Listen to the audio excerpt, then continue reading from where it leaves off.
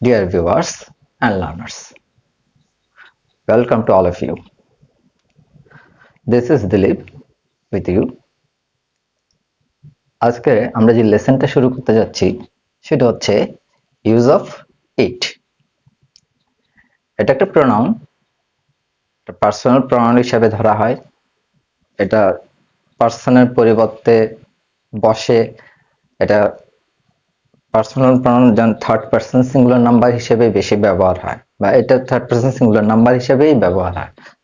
তো এটার অর্থটা আমরা জানি কি ইহা বা এটি, কিন্তু এটার আরো কিছু বিশেষ ব্যবহার আছে যেটা আমরা হয়তো অনেকেই জানি না, যেটা জানা খুবই জরুরি। আর সেজন্য আমি এখন সেই লেসনটা নিয়েছি যেটা তোমাদেরকে শেখাতে চাচ্ছি। একটু মনোযোগী হও, একটু মনোযোগ দিয়ে দেখলে কিছুক্ষণ মাত্র সময় লাগবে। যদি মনোযোগ দিয়ে দেখো আশা করি জিনিসটা একদম শেখা হয়ে যাবে। দেখো, ফার্স্ট অফ অল জড় পদার্থ বোঝাতে, জড় পদার্থ যে পদার্থের প্রাণ নেই, ঠিক আছে, নিজে কোনো নড়াচড়া করতে পারে না, মুভ করতে পারে না, সেগুলো হচ্ছে যে জড় পদার্থ। এইসব পদার্থ বোঝাতে, যেমন কি বলেছি দেখো, হেয়ার ইজ ইয়োর বুক, অর্থাৎ তোমার বইটা এখানে। টেক ইট এওয়ে, এটা নিয়ে যাও। তো দেখো এখানে এটি বলতে আমি কাকে বোঝাচ্ছি? বুককে বোঝাচ্ছি, অর্থাৎ তোমার বইটা নিয়ে যাও। এখানে বইয়ের কি আরেকটা পার্সন বোঝাতে গিয়ে ইটকে বোঝানো হয়েছে। এটা হচ্ছে নাউন আর এটা হচ্ছে প্রোনাউন। এবার দেখো, ইতর বা নিম্ন শ্রেণীর প্রাণী বোঝাতে, ইতর প্রাণী বোঝাতে সাধারণত কুকুর, তারপরে অর্থাৎ যেগুলো একটু হিংস্র প্রকৃতির হয়, যেগুলোর চলাফেরার মধ্যে তেমন কোনো সৌজন্যবোধ হয়তো থাকে না, যেগুলো পোষা সেগুলো আলাদা ব্যাপার। রাস্তাঘাটে যেগুলো থাকে বা বনে জঙ্গলে সেগুলোর কথা বলা হচ্ছে। তো এখানে দেখো আবার পোষা প্রাণীগুলোর ক্ষেত্রে বলা হচ্ছে, দেখো ইতর বা নিম্ন শ্রেণীর প্রাণী। নিম্ন শ্রেণী বলছে যেগুলো নিচু শ্রেণী। আই হ্যাভ এই পেট ক্যাট। একটা ট্রান্সলেশন এখানে দেখো, যে এক্সাম্পল গুলো আমি দিয়েছি এখানে প্রত্যেকটা ট্রান্সলেশন তোমার জানা দরকার, অনুবাদ জানা দরকার। এগুলো জেনে রাখবে, জেনে রাখলে তোমার পরবর্তীতে যে কোনো জিনিস এক্সপ্লেইন করতে বা লিখতে তোমার জন্য অনেক সুবিধা হবে, তেমন একটা ব্যাক পেতে হবে না। অর্থাৎ শুধু ওয়ার্ডের পরিবর্তন, ওয়ার্ড বা অক্সিলারি ভার্বের পরিবর্তন হলে সেখানে পরিবর্তন করে সেগুলো লিখে দেওয়া যায়। I have a pet cat, আমার একটা পোষা প্রাণী আছে। And I love it. এখন দেখো ইট বলতে কাকে বোঝানো হচ্ছে? এই ইট বলতে কিন্তু সেই প্যাট ক্যাটকে বোঝানো হচ্ছে, অর্থাৎ পোষা বিড়ালের ক্ষেত্রে এটা বসাচ্ছে ইট। ক্লিয়ার? এবার দেখো শিশু বোঝাতে, শিশু, শিশু বলতে সাধারণত একদম ছোট, যারা হয়তো কথাবার্তা বললো বা একটু একটু কথাবার্তা বলে বা কথাবার্তা বলতে পারে, সে শিশু। সেই শিশুদেরকে আমরা কমন জেন্ডারের আওতায় ফেলি। কেমন?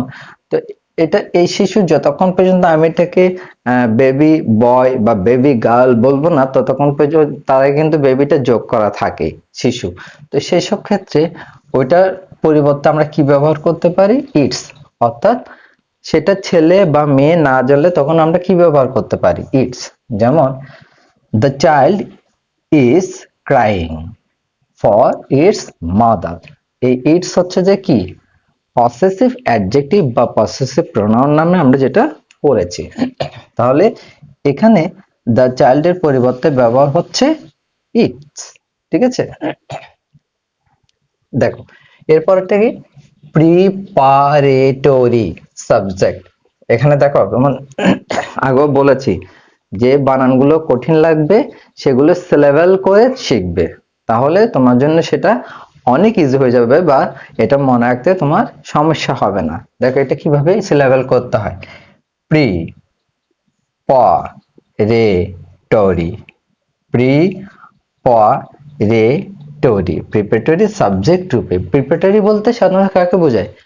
প্রাথমিক, প্রাথমিক প্রাইমারি পর্যায়ে যেটাকে বলে সেটা সাবজেক্ট রূপে it is easy to say but hard কঠিন। আমরা কথায় কথা বলে হয়তো একাধিক ফ্রেন্ড বা একাধিক ব্যক্তি মিলে আমরা কথাবার্তা বলছি, একজন একটা কথা বলে ফেললো, আসলে হয়তো কাজটা খুব কঠিন, তখন আমরা কি বলি, আরে বলাটা সহজ কিন্তু করে দেখাও না, করাটা কঠিন। তো সেই সব ওই যে বলাটা সহজ করাটা কঠিন, এটা নিশ্চয়ই কোনো একটা কাজের কথা বলা হয়েছে, সে কাজের কথাটা কিন্তু এখানে উল্লেখ নেই। সেই জন্য ওই কাজের পরিপ্রেক্ষিতে বা বিপরীতে যে সাবজেক্ট আমরা ব্যবহার করি সেটা কি ইট, এটা হচ্ছে প্রিপারেটরি সাবজেক্ট। ঠিক আছে, কোন ওয়ার্ডের উপর জোর দেওয়ার জন্য, কোন একটা ওয়ার্ডকে জোর দেওয়ার জন্য বা কখনো কখনো কোনো ফ্রেজকে জোর দেওয়ার জন্য। দেখো ইট ইজ ইউ, দেখ কাকে বলা হচ্ছে, ইট ইজ ইউ, এটা হচ্ছে তুমি বা এটা হলে তুমি। হু হ্যাজ বিগান দ্য কোয়ার্ল, কি সুন্দর একটা সেন্টেন্স। দেখো এই সেন্টেন্সটা আমাদের অনেক সময় মনেই থাকে না, আমরা যখন ট্রান্সলেট করতে যাই ইংরেজি থেকে বাংলায় বা বাংলা থেকে ইংরেজি, এটা অর্থটা হয়তো খুঁজে পাই না। এটা কি, who has begun the quarrel, এখানে who has begun the quarrel এটা কিন্তু ইন্টারোগেটিভ সেন্টেন্স না, এটা অ্যাফার্মেটিভ সেন্টেন্স।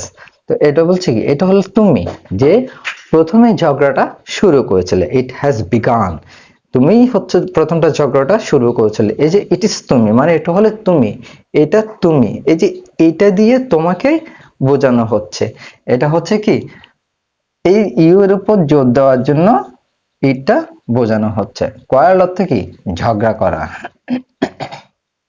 নেক্সট, কোন অপ্রকাশিত অবজেক্টের পরিবর্তে, অবজেক্ট অবজেক্ট এই অবজেক্ট সম্পর্কে আমার মানে প্রিভিয়াসলি আমি যে এগুলো করেছি, ভিডিওগুলো করেছিলাম, ওখানে প্রায় সময় আমি এই সাবজেক্ট অবজেক্ট ভার্ব কমপ্লিমেন্ট এগুলো নিয়ে অনেক আলোচনা করেছি।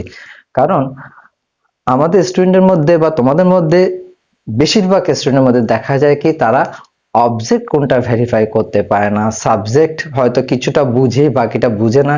অনেকে বলে সেন্টেন্সের শুরুটাই হচ্ছে সাবজেক্ট, বাকিটা প্রেডিকেট, অথবা সাবজেক্টের পরে যেটা থাকে ভার্ব, বাকিটা হচ্ছে এক্সটেনশন।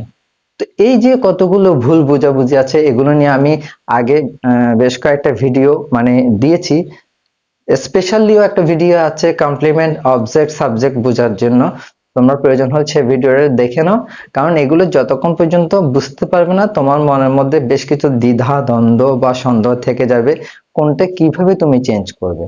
যেমন ভয়েস চেঞ্জ করতে গেলে কখনো দেখা যায় কি ওখানে দু ধরনের সাবজেক্ট থাকে, একটা ইম্পার্সোনাল একটা পার্সোনাল, একটাকে চেঞ্জ করতে হয় আর একটাকে রেখে দিতে হয়। তো কোনটাকে চেঞ্জ করলে এটার ধরনটা কিরকম হবে বা এটা কিভাবে চেঞ্জ হবে এটা আমরা অনেকে জানি না। আদৌ অনেক সময় অবজেক্টটাও খুঁজে পাওয়া মুশকিল হয়ে পড়ে।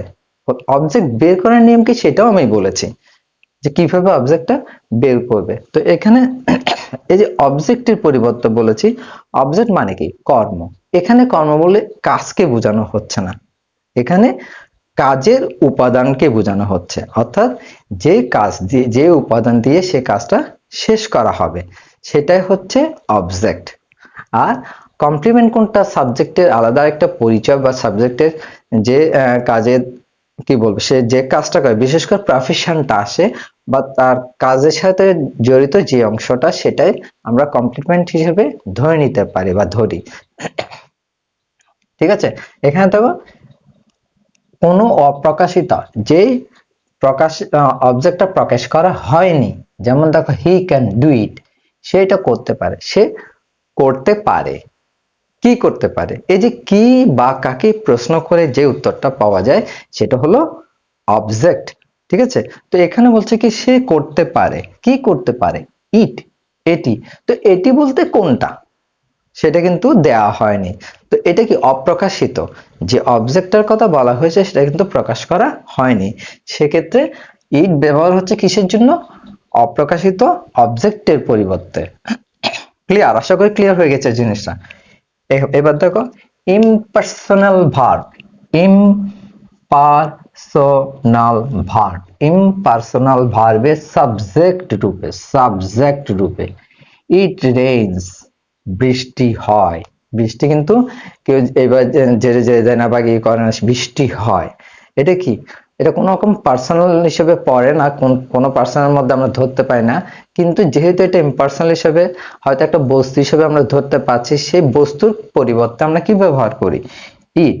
ইট রেইনস। আবার it is very cold today, এটা আজকে আজকে খুব শীত পড়ছে। ওয়েদার, ওয়েদার আবহাওয়া।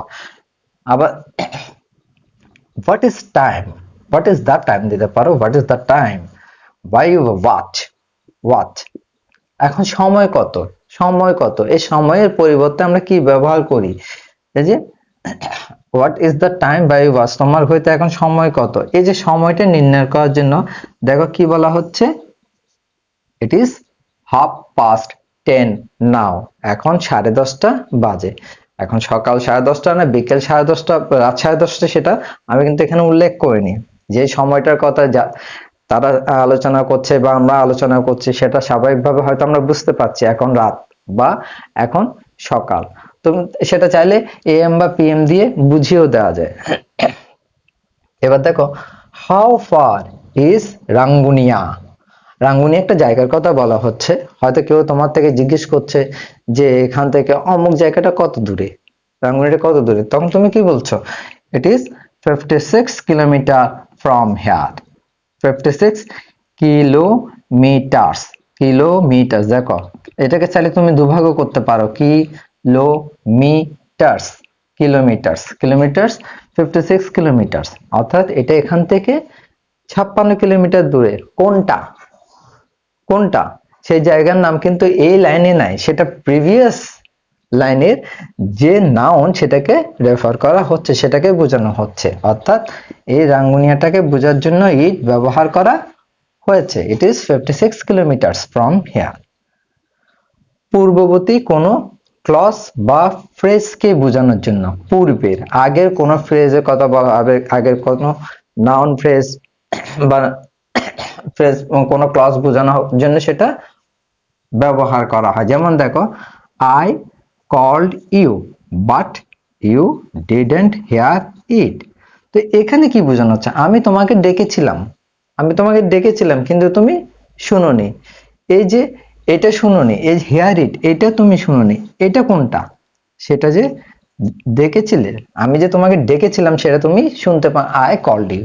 এই যে একটা ফ্রেজ, পুরো একটা ক্লজ, একটা ক্লজ, আই কল্ড ইউ, আমি তোমাকে ডেকেছিলাম, পুরো একটা ক্লজ, পূর্ণ অংশ, এখানে ভার্বও আছে অবজেক্টও আছে। তো এই পুরো ক্লজটাকে বোঝানোর জন্য কি ব্যবহার করা হয়েছে, it. I called you but you didn't hear me. একটা সেন্টেন্স এমনিতে তোমাকে ট্রান্সলেট করতে দিলে বা আমাকেও যদি ট্রান্সলেট করতে দেয়, হয়তো হঠাৎ মধ্যে আমাদের মনে থাকবে না, কিন্তু কি করতে হবে, এর জন্য আমাদেরকে প্রচুর পরিমাণে প্র্যাকটিস করতে হবে। এটা কি, দেখো, আই কল্ড ইউ, আমি তোমাকে ডেকেছিলাম, বাট ইউ ডিডন্ট হিয়ার ইট, কিন্তু তুমি সেটা শুনোনি। এই ধরনের সেন্টেন্স দিয়ে আরো অনেক সেন্টেন্স তৈরি করা যায়। আমি তোমাকে হয়তো এখানে তোমাদেরকে বা তোমাকে এই জিনিসটা দেখাতে পারতাম, কিন্তু এখানে আমার অনেক সময় লাগবে, অনেক। এক একটা জিনিস কিভাবে এক একটা ভাবে ব্যবহার করা যায়, একই জিনিসকে ব্যবহার করে কিভাবে অন্য জিনিস তৈরি করা যায়, সেটাও জানানো দরকার। কিন্তু এটা জানাতে গেলে এখন আমার অনেক সময় লাগবে, এই একটা জিনিস বোঝাতেও আমার অনেক সময় লাগবে, সেই সময়টা হয়তো তোমার ধৈর্য থাকবে না। আর সে কারণে আমি কি করছি, সবগুলো ছোট ছোট পার্ট পার্ট করে ফেলছি। যেমন দেখো, আগের প্রনাউনের মধ্যে আমি কি দেখেছি, সাবজেক্টের ব্যবহার হিসেবে তোমার প্রনাউন হিসেবে যে সাবজেক্ট গুলো আসে সেগুলোর ব্যবহার দেখিয়েছি, তারপর অবজেক্ট হিসেবে যে প্রনাউন আছে সেগুলোর ব্যবহার দেখেছি, পসেসিভ হিসেবে যেগুলো আসে সেগুলোর ব্যবহার দেখেছি, অ্যাডজেক্টিভ হিসেবে যা আছে সেটাও দেখিয়েছি। তো প্রত্যেকটা জিনিস আমি পার্ট পার্ট করে বুঝাচ্ছি। আবার এখন কি নিয়েছি, ইট, একটা মাত্র ওয়ার্ড, ইট, একটা পার্সোনাল প্রনাউন বোঝার জন্য আমি পুরো একটা ক্লাস নিচ্ছি, একটা ক্লাস তোমাদেরকে বুঝাচ্ছি, কারণ এটা খুব ইম্পর্টেন্ট। আমরা অনেকে জানি ইট অর্থ ইহা, ইট অর্থ ইহা, কিন্তু এটা কোথায় কোথায় কিভাবে বসে এটা আমরা অনেকে জানি না, আর সেজন্য আমি এই ক্লাসটা নিচ্ছি। এরকম আরো অনেকগুলো জিনিস আছে, অনেকগুলো, আমি সবগুলো পার্ট পার্ট করে এনে তোমাদের সামনে হাজির করছি। তো তোমাদের কাজ কি হবে, তোমাদের কাজ হবে ঘরে বসে খাতা কলম নিয়ে বসবে আর কি করবে, জাস্ট আমার চ্যানেলটা সাবস্ক্রাইব করবে। তাহলে কি তোমরা সব ঘরে বসে সবকিছু পেয়ে যাচ্ছ, আপডেট যা কিছু আসছে বা আমি যত কিছু আপডেট করছি সঙ্গে সঙ্গে সেটা তোমার কাছে গিয়ে পৌঁছাচ্ছে, তোমাকে তেমন কোনো কষ্ট করতে হচ্ছে না। কষ্ট কোনটা, শুধু জাস্ট চ্যানেলটা সাবস্ক্রাইব করবে, অল বাটনে ক্লিক করবে, ঠিক আছে, বা ওখানে প্রেস করবে, তাহলে সবগুলো আমার আপডেটিং যা কিছু যাবে সবকিছু তোমার কাছে পৌঁছে যাবে, ঠিক আছে। এ দেখো এখন কি হচ্ছে, আরেকটা, walking is a good exercise, হাঁটা একটা ভালো ব্যায়াম, হাঁটা একটা ভালো ব্যায়াম। ইট ইমপ্রুভস হেলথ, এটা স্বাস্থ্যের উন্নতি করে। তো এখানে ইট দিয়ে আমি যেটাকে বোঝা যাচ্ছে সেটা কি, ওয়াকিং, হাঁটা, ইট দিয়ে আমি সেটাকে বোঝাতে চাচ্ছি, কেমন। তাহলে দেখো ইটের আমি বেশ কিছু জিনিস সেখানে বুঝিয়ে দিয়েছি, ব্যবহার কোথায় কিভাবে ব্যবহার হচ্ছে। এখানে কোনোটা যদি তোমার বুঝতে কোনো সমস্যা হয়ে থাকে তাহলে আমাকে একটু কমেন্ট বক্সে জানাও, আমি সেটা অন্যভাবে সমাধান করে দেওয়ার চেষ্টা করব, ঠিক আছে। তাহলে আজকে আমি এখানে শেষ করছি। Thank you.